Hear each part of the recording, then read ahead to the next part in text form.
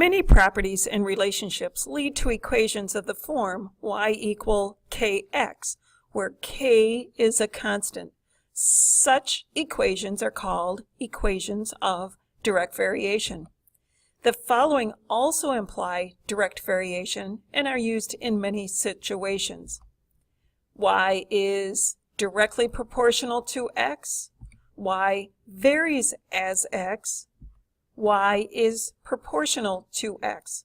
The constant k is called the constant of proportionality or the variation constant.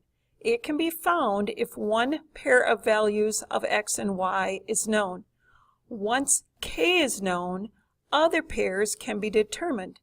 A way to tell if items are directly proportional is if an increase in one quantity leads to a proportional increase in the other quantity.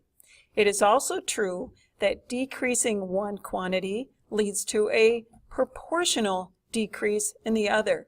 For example, if the number of people attending a spaghetti supper increases, then the amount of spaghetti prepared must increase to satisfy the customers. This relationship between spaghetti supper attendees and spaghetti prepared would vary directly. It would still be a direct variation if the number attending decreased and the amount of spaghetti made was decreased.